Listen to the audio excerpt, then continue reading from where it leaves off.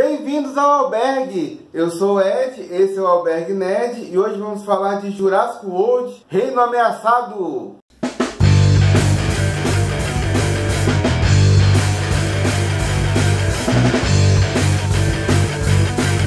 Albergue Nerd!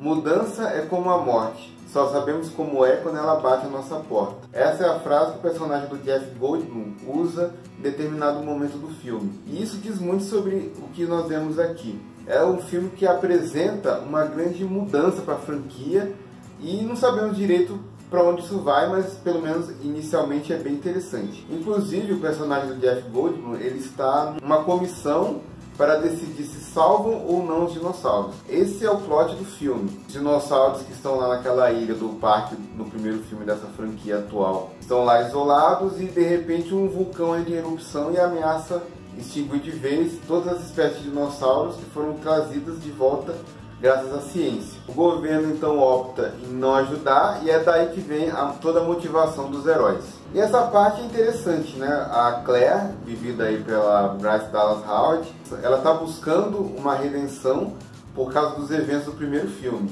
Então acho que ela é uma das personagens que tem uma motivação melhor em relação ao primeiro filme. Ela está ali, não é mais tão donzela em perigo, não tem mais tantos elementos que foram criticados na personagem dela no primeiro filme. Ela tem uma motivação clara, ela quer ajudar aquelas espécies ali, quer se redimir. E acho que essa é uma motivação poderosa. O personagem do Chris Pratt, o Owen, ele também tem uma motivação interessante, mas eu achei um pouco bobo aquela coisa do herói relutante que ele tem nesse filme, né? Afinal de contas, hoje em dia dá pra acreditar que a gente vai ver o filme e o Chris Pratt vai falar, não topo ajudar, e vai sair e não aparecer no resto do filme. E tenta enganar o espectador, fazendo, nossa, o herói vai desistir e tal, mas não sei se funciona mais tanto hoje em dia.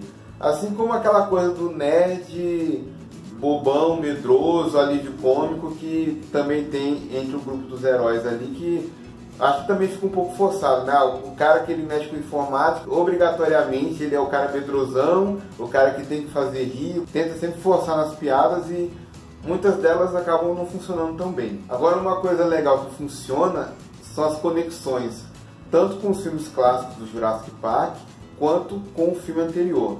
Eles abordam de novo aquela coisa do Indominus Rex. Tem uma importância grande agora o DNA dessa criatura, porque vamos ver aqui com o Indoraptor, que é a nova criatura. Mas também eles trazem elementos como a trilha dos filmes clássicos. Eles voltam a falar do John Hammond. Eles introduzem o retcon, né, que é aquela coisa de mudar o passado de uma história para explicar alguma coisa que acontece agora. Então eles introduzem um novo idealizador daquele parque que vimos lá no Jurassic Park original. Então teria um co-criador ali junto com o John Hammond e ele tem uma importância grande na trama desse filme agora. Além de outras coisas como o retorno do Henry Wu novamente, né, esse personagem está desde o primeiro filme. Apareceu no filme anterior dessa franquia e continua nesse, é aquele personagem recorrente e que faz a ponte aí da ciência e de todos esses filmes. Uma outra coisa que funciona muito bem são as cenas inspiradas de ação que esse filme tem, além de outras tomadas que são bem criativas. Quando eles chegam, por exemplo, na Ilha Nublar, eles mostram ela de longe, numa tomada ampla, e você tem aquela sensação de grandiosidade, de uma coisa épica. E quando eles mostram a ilha de perto, você vê a decadência, que ela está destruída, a vegetação está tomando conta e ela não tem mais a grandiosidade que aquele parque teve outrora. Outras coisas como um estouro de dinossauros que acontece em dado momento, perseguições diante daquela erupção vulcânica iminente ali, que é interessante que essas cenas, elas têm uma escalada de dificuldade muito interessante. Os heróis têm um problema e aí eles encontram a solução daquele problema, mas aquele problema leva a um outro problema um pouco maior. É interessante ver eles superando essas dificuldades para tentar escapar daquelas situações. Falando em coisas inspiradas, a apresentação do Indoraptor, que é o novo dinossauro inventado pelos cientistas, ela é muito interessante, porque ele aparece diante de uma plateia e ele não é mostrado antes de nós vermos a reação daquela plateia a ele. Então nós vemos os olhares de temor, olhares de espanto. Isso vai criando uma expectativa na gente, né? Nossa, esse bicho é tenebroso, esse bicho é sinistro. E quando ele aparece, a gente já está com essa expectativa criada. Talvez se mostrasse o bicho primeiro, não causasse tanto a gente olhar e falar, um dinossauro comum, não tem tanta coisa assim.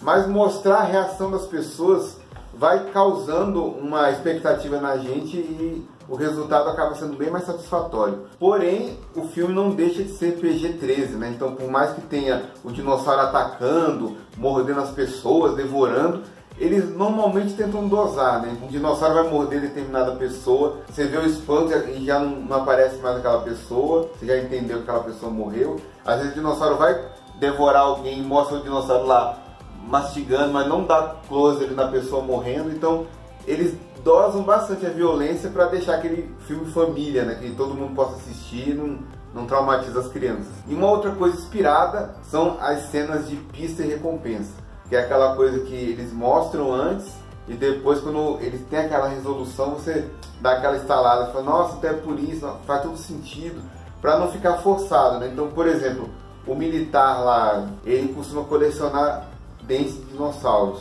e isso vai ter uma relevância na história depois para explicar uma atitude dele.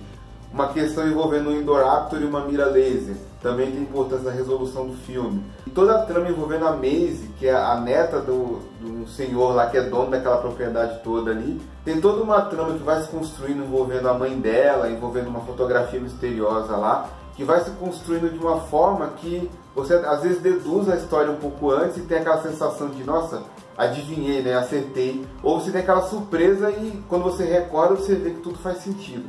Então tem umas coisas muito interessantes nessa parte do roteiro, né, da pista de recompensa, da dedução do espectador. E falando na Maisie, tem uma cena envolvendo ela que ela tá no quarto e é muito legal como a cena é construída, que ela faz toda aquela coisa de pesadelo, né?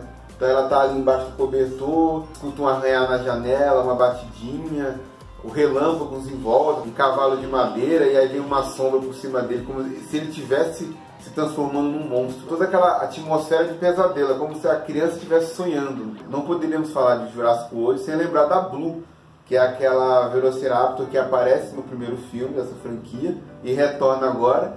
E é legal como eles constroem toda a persona da Blue para que a gente sinta empatia por um predador, né, que normalmente é visto como vilão, né? Eles foram vilões lá no primeiro Jurassic Park. Eles querem construir uma personagem que a gente se importe com o destino dela.